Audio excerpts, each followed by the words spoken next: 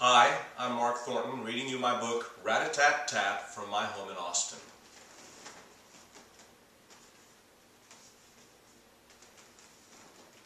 Near dawn, while the other stars twinkled goodbye, the morning star rose in the emptying sky. It heard a pipe play and a weary boy cry in the city of Id. For there darkness sat, concealing the stealing of resident rats. The star flared, sending light to the children of Id, who called themselves idiots and laughed when they did. They'd been drawn from their beds to the ancient town square where the Pied Piper stood as if calling them there. And when the sun rose, the star shined by its side and sparkled its answer for one watchful eye, the eye of the piper, who stood in the square. And despite the hard cast of his unblinking stare, the piper's eye twinkled, as if he might say, "I'm going to have fun this Pied Piper's day."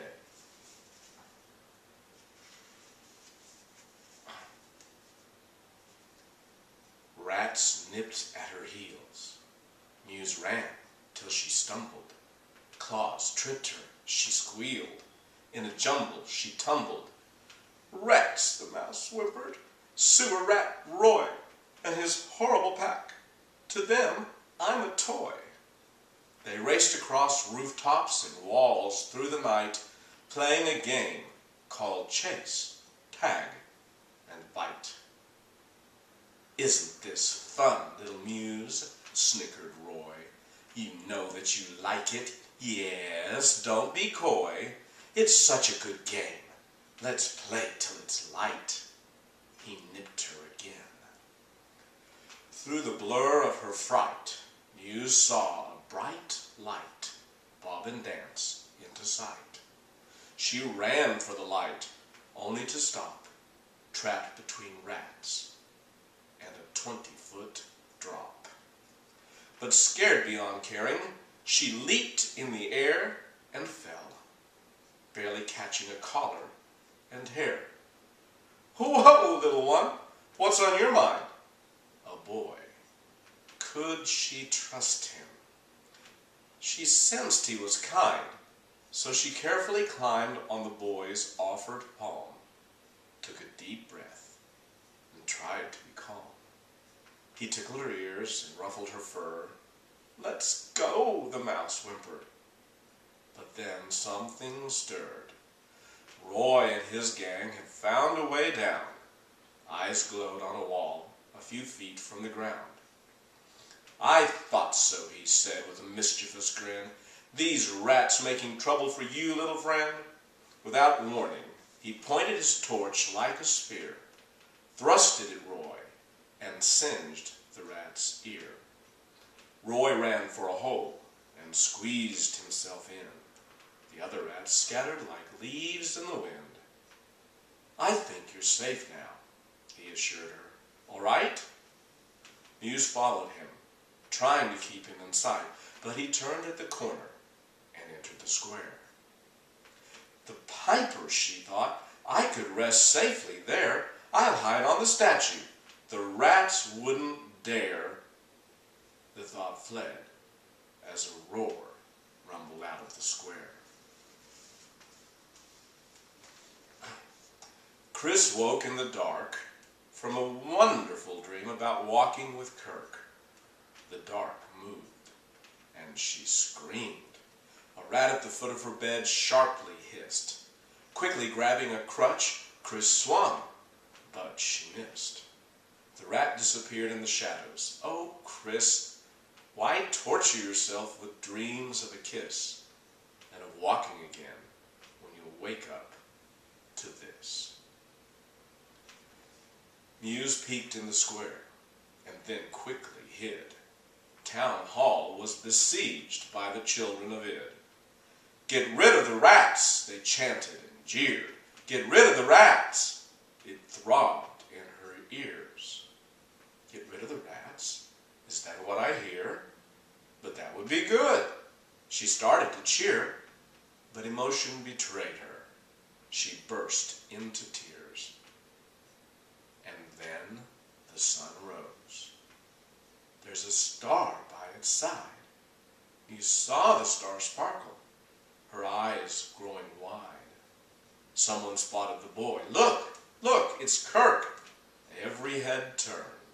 It's Kirk, the town clerk. Help us, they clamored. Go find Mayor Snurk. He's hiding inside, pretending to work. Snurk better get rid of this plague of fat rats, or we will get rid of some fat bureaucrats. They eat what we work for, leave nothing at all, and seem to be thickest inside of town hall. Snurk heard the crowd chanting, "Get rid of the rats," as he sat at his desk, wearing coat, gloves, and hat, and stared at a pile of reports about rats. He doodled and dawdled, chiefly he sat, which he thought was his job as the chief bureaucrat. And he sat till a rat landed flat on his hat. "The piper protect us!" Snurk screamed. "Scat, rat, scat!" And why should I scat? Roy thought as he sat, peering down from the crown of the mayor's crushed hat. He leaped to Snurk's desk and, without saying please, rudely nibbled one bite out of each kind of cheese before helping himself to the bread and fine wine. "Help! Someone save me!" Snurk breathlessly whined. At that moment, Kirk knocked. "Need some bread? Some more wine?" Snatching some cheese, Roy ran for a hole, his favorite hole, where he stashed things he stole.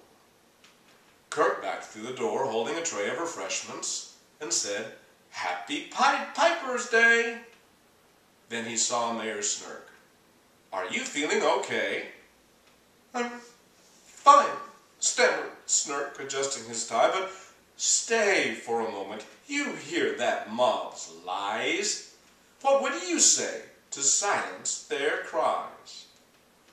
Reshaping Snurk's hat, Kirk let his eyes slide down the speech on Snurk's desk, then aptly replied, "That you found a solution to rats stealing food."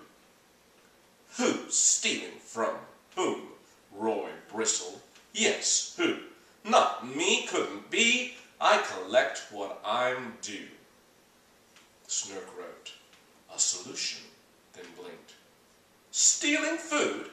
Stealing the rats? What's the matter with you? I can't say that in public. No, that won't do. They're just rats. They don't steal," the mayor pooh-poohed. "You asked," Kirk replied, "and that's what I'd say. It's the perfect announcement for Pied Piper's Day. Because of the rats, there's not enough food. The people are frightened. They're looking to you." "There's plenty," Roy smirked, "and places to dine. The food in town hall is especially fine." "At the baker's," Kirk said, "there's already a line." "So," grumbled Snurk, "what can I do? Your parents both begged me to look after you when they knew they would die. It was all I could do to get you a room, clothing, and food. But I can't feed the town. So what can I do? I'll be forced to use force if this riots for food." Mayor, face the crowd now or be forced to resign.